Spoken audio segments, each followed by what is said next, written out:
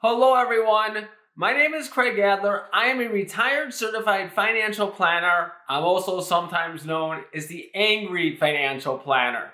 In today's video, I am going to go over with you the forecast that Vanguard has made for annualized returns for the next decade.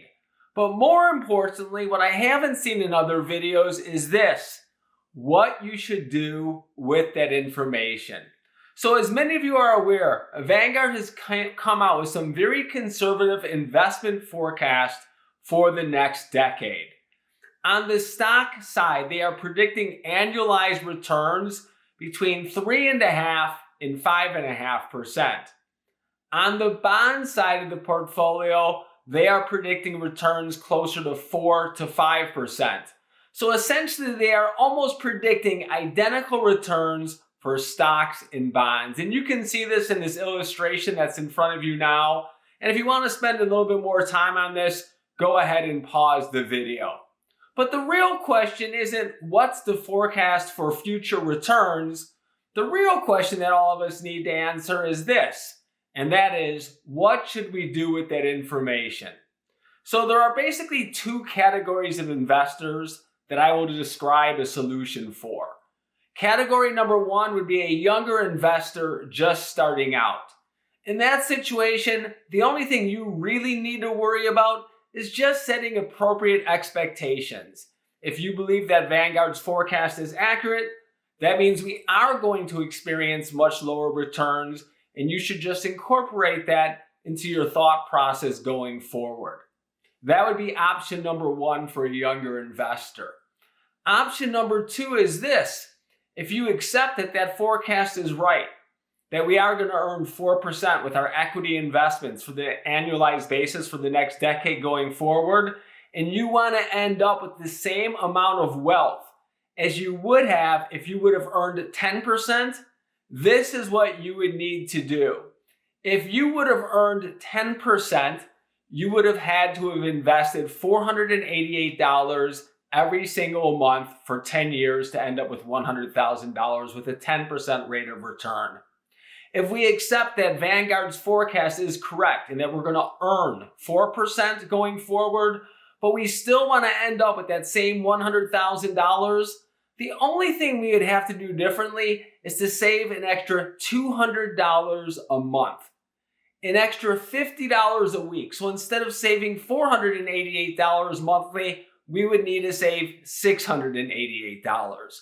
What that would do is, even if the forecast is lower, if Vanguard is correct and we only earn 4%, we would still end up with the same net worth 10 years into our financial planning process. So for a younger investor, your two options are do absolutely nothing. You're going to have some good decades, some bad decades. Over time, it should average out, and you should be able to reach your financial goals. That's what's supposed to happen with good financial planning. For older investors or investors that are getting closer to reaching or have reached their financial goals, in that situation, I do believe your solution needs to be very different. In that situation, I do believe that you should reduce your equity exposure. Now, Vanguard is calling for us to reduce our equity exposure down to 30 to 40% of our total portfolio value. That might be too low for some of you. I certainly don't think that's a bad recommendation for someone that has reached their financial goals. I realize that solutions also have to be palatable, and many people are not probably willing to go that low, especially if you have close to 100% equity portfolios, as I know many people do today. But I do think it is wise. I do think it is prudent that you cut your equity exposure. And I would say that in most cases, you'd want to cut it considerably. Here is the reason why. Once you have won the financial security game, there is really no need to take additional or more risk than we have to. Here is an analogy. You are a coach of your favorite football team, and it's the start of the fourth quarter, and you have the ball, and you're winning the game 24-3.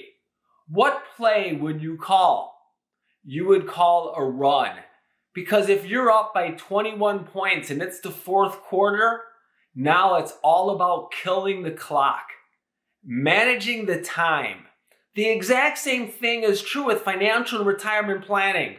Once you've won the game, you don't want to take extra risk. There is simply no benefit of doing that. I do believe that Vanguard's forecast is probably somewhat accurate. I've made similar predictions myself. For older investors that have reached their financial goals, I do believe it is the prudent thing to do to reduce equity exposure. I hope you found this video helpful. If you have, it is always nice to have additional subscribers, but what I really want is that everyone can improve their financial literacy from the content I create. And remember, as always, when it comes to our money, it is better to be educated than angry.